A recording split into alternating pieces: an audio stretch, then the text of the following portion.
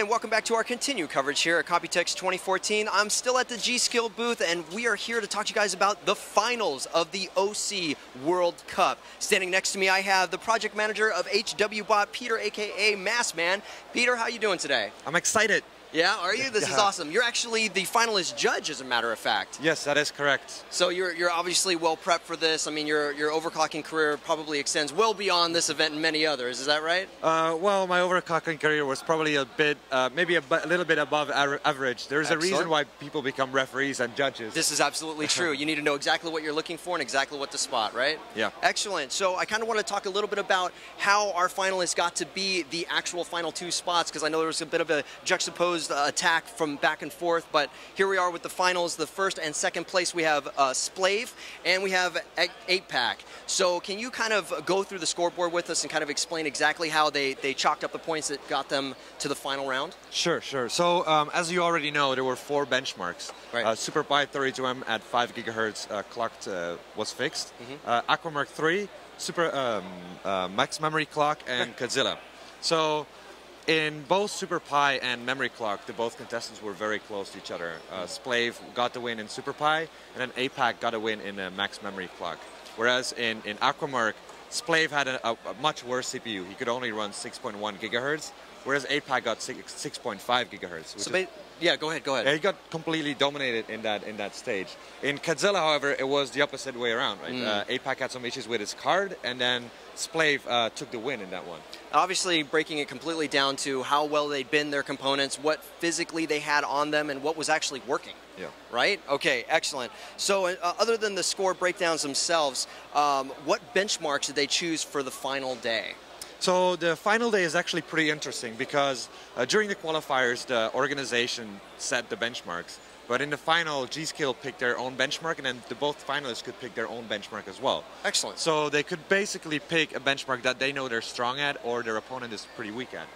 Okay. Splave went for SuperPi 32M 5G again, same as in the qualifier, because he probably knows that he already won that one before, and he knows that he's slightly better than that than 8-Pack. He's totally confident with what he's got, or at least more so than anything else he might have, right? Yeah, Pick your strengths. Yeah, or he tries to come across as very confident. Who knows? He's right behind you. I wouldn't say that too loud. And he's rather big as well, so he could take me. So 8-Pack went for 3D-Mark Fire Strike single GPU because he has a very strong 780 Ti graphics card. He says he can run 2 gigahertz on the core itself. So 8-Pack basically figures that within 2 or 3 runs, he can get a score up that is just way beyond what Splave could take down. Right. So it's probably going to come down to Memory Clock. Okay. And from the qualifier, we know that that 8-Pack has the edge there. He probably has a CPU that can go slightly higher in memory frequency. But then again, this is the final and this is live, and you never know what happens in a live environment. Yeah, absolutely, you do not. And that's what we've seen so far this entire week. So thank you very much, Peter, for taking the time to speak with us. I wish you the best to make sure you judge them, obviously, as fairly as you always do. And best of luck to the contestants themselves. So we'll check back in after the event to see who is the winner.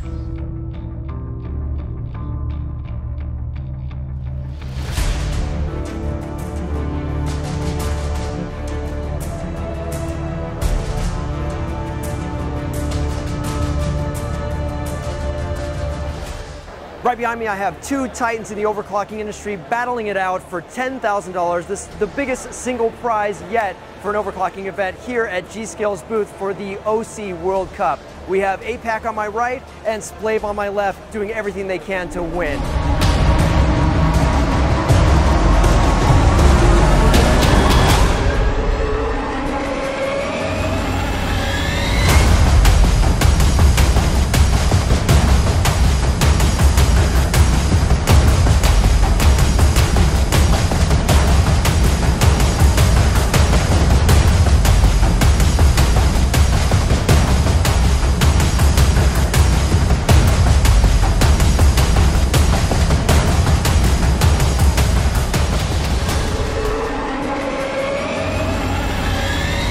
All right, guys, I'm here with the world champion of the OC World Cup. So everybody, allow me to introduce you guys to the man, the myth, the legend, Splave.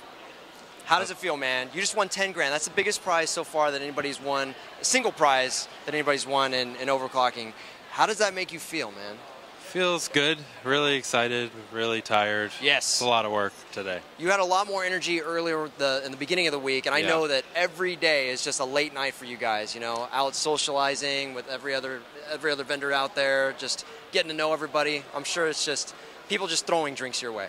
Yeah, and mostly in the lab, actually. Oh, mostly in the lab? It's pre-testing. I made that sound exciting, and then Slade was like, let me just tell you the truth. Yeah, but just hard work. Nothing fun yet. Now it's time to relax. Tonight will be fun, right? Tonight will be great. Oh, man, I'm looking forward to it. So now that you actually have it in your hands, and you know that you already said that you were going to give the money to your girlfriend, is that actually what's going to happen now? Yeah, for sure. I think we'll probably maybe go on vacation or something. That'd be really cool. Yeah. That'd be very, very cool. It'll help her let me keep overclocking a little bit more. I think, maybe. So. Well, I wish you guys the best on whatever you guys end up deciding to do with that money, because you definitely deserve it. Excellent work, Slade. Yeah, thanks so much.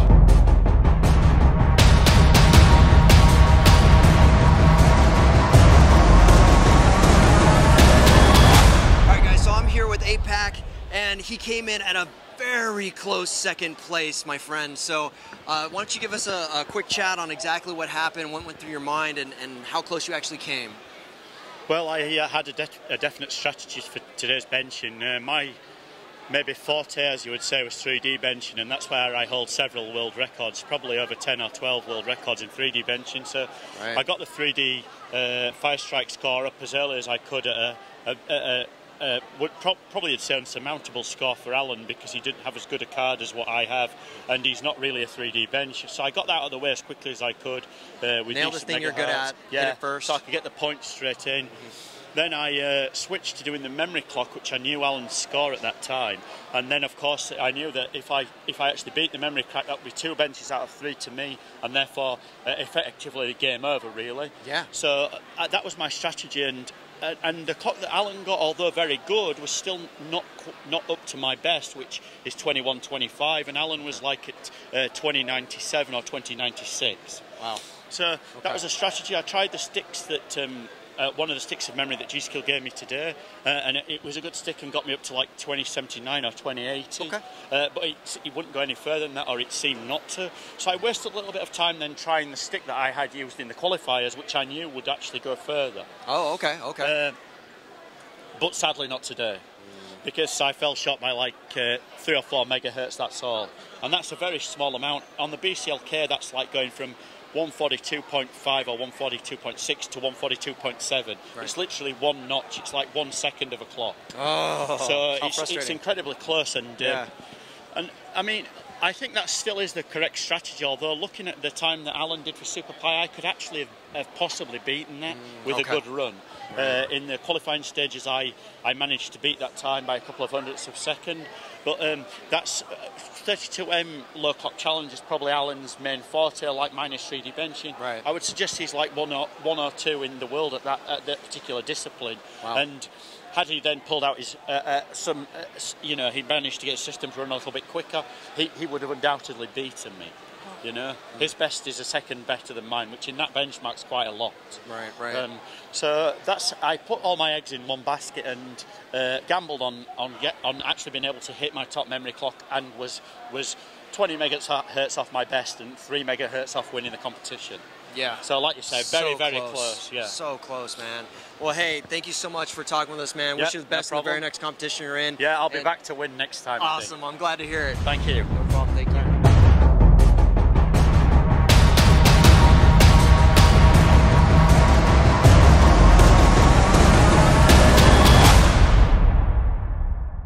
All right, guys, so I'm here with Extreme Addict, and we actually knew this yesterday, but you picked up 3rd place in the World Cup. So how does that feel to be in the OC World Cup, G.Skill's OC World Cup, and actually nailing the 3rd place?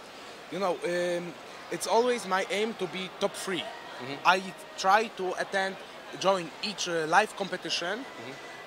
So for me, I fulfilled my dream. Excellent. I was here, I was fighting with my very good friends, which are the best overclockers in the world, right? And I scored top 3. That's awesome. Yes. Yeah. How can you fail with that? So then the next thing I want to say is something kind of confusing happened at the beginning of the event. It basically means that someone else walked in with your check. In fact, I think that's your check right there. Yes. Dude, you go get him, man. What are you doing?